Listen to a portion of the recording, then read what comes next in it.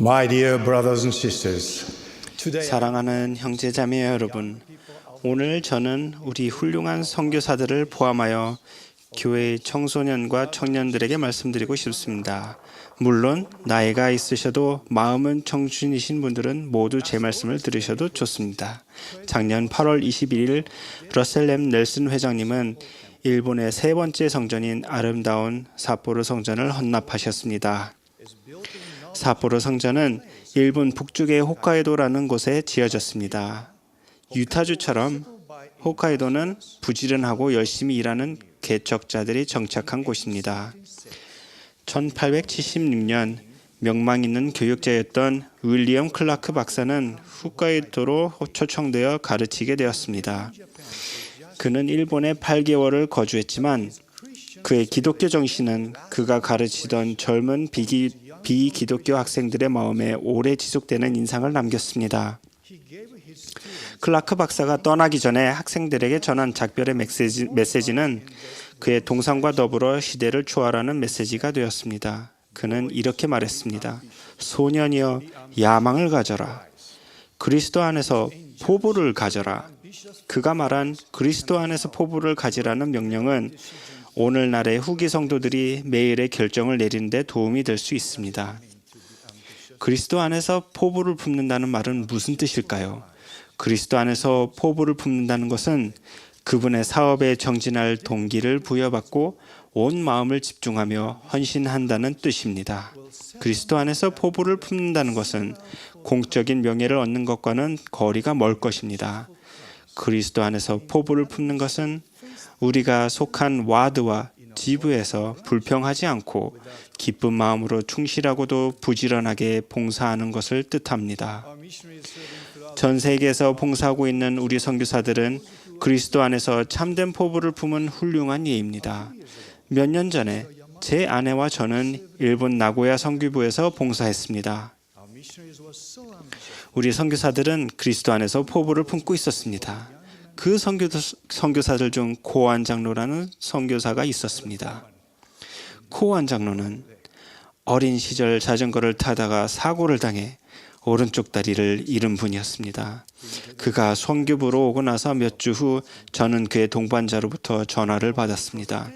코안 장로가 자전거를 타는 중에 그의 의족이 망가졌다는 것이었습니다.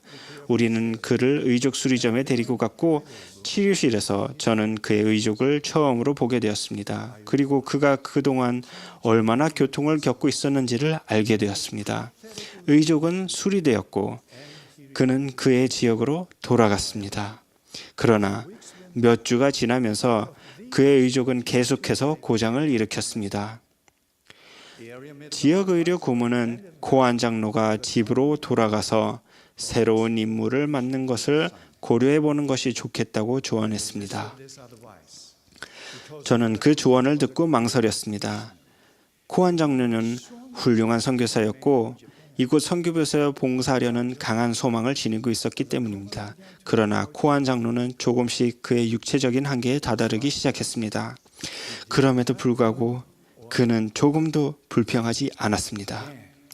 저는 코안 장로가 자전거를 타지 않아도 되는 곳에서 봉사하도록 조정하라는 조언을 재차 받았습니다.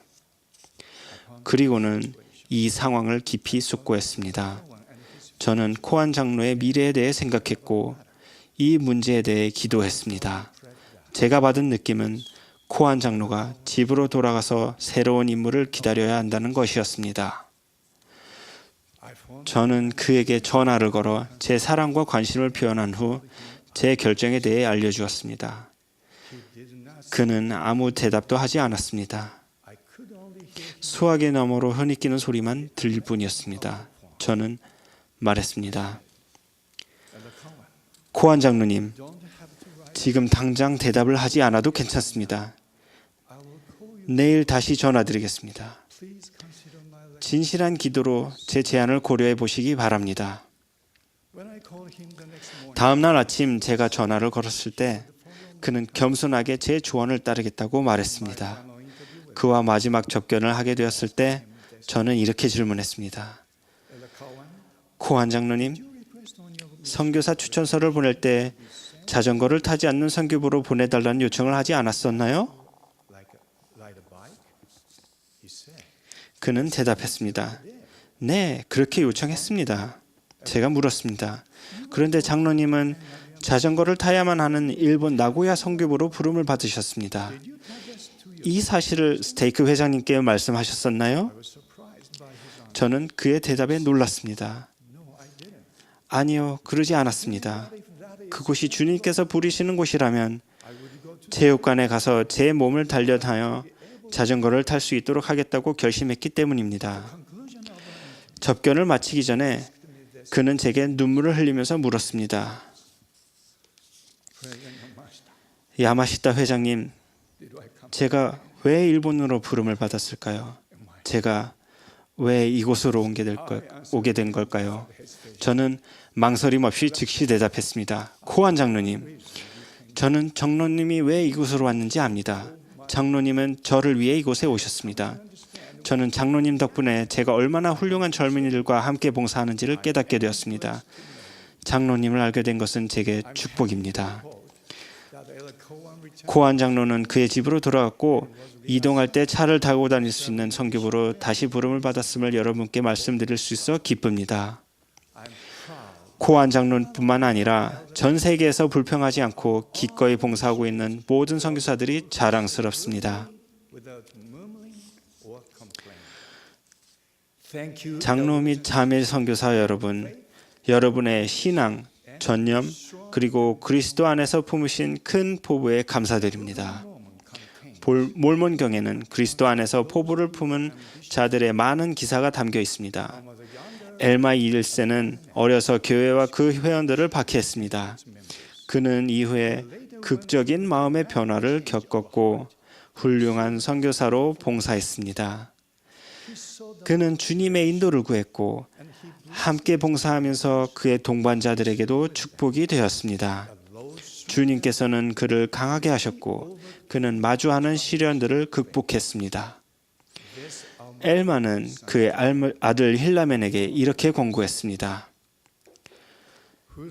누구든지 하나님을 신뢰한 자는 그 시련과 그 공경과 그 고난 중에 받들어 주심을 얻을 것이니라. 하나님의 계명을 지키라. 너의 행하는 모든 일을 주와 의논하라.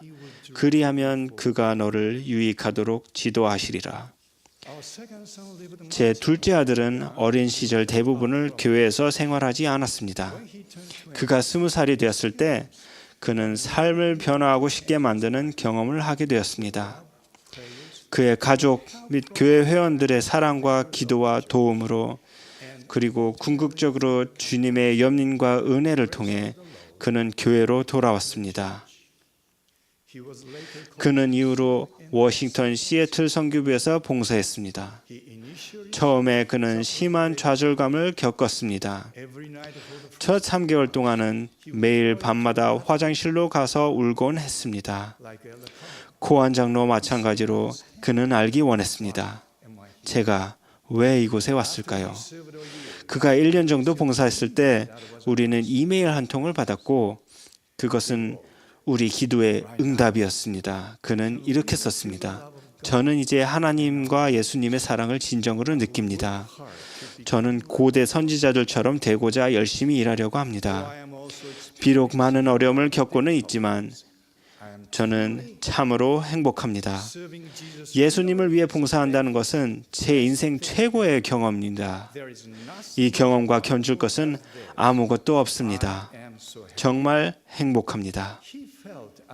그는 엘마가 느꼈던 것 같이 느꼈습니다. 그리고 어떠한 기쁨과 어떠한 귀한 빛을 내가 보았던고 참으로 내 영혼은 내 고통만큼이나 심히 큰 기쁨으로 가득 찼느니라. 삶에서 우리는 시련을 겪습니다. 그러나 그리스도 안에서 포부를 가진다면 우리는 시련 속에서도 그분께 시선을 고정하고 기쁨을 느낄 수 있습니다. 우리 구속주께서는 궁극적인 모범이십니다. 그분이 가진 거룩한 사명을 이해하셨고 하나님 아버지의 뜻에 순종하셨습니다. 우리가 매주 성찬을 취하면서 그분의 훌륭한 모범을 다시 기억해 보는 것은 얼마나 특별한 축복입니까? 사랑하는 형제자매 여러분, 우리가 충실하게 봉사하고 겸손하게 받아들이며 숭고하게 견디고 마음을 다해 기도하며 합당하게 성찬을 취할 때 우리는 그리스도 안에서 포부를 갖게 됩니다. 그리스도 안에서 포부를 가짐으로써 우리가 어려움과 시련을 인내와 신앙으로 받아들이고 우리가 맺은 성령의 길에서 기쁨을 찾기를 바랍니다. 주님께서 여러분을 알고 계심을 간증합니다. 그분은 여러분이 겪고 있는 어려움과 격정을 아십니다. 여러분이 그분께 헌신하고 봉사하려는 소망 또는 포부를 가지고 있음을 아십니다. 그분께서 여러분을 인도하시고 축복하시길 간구합니다. 예수 그리스도의 이름으로 말씀드립니다. 아멘.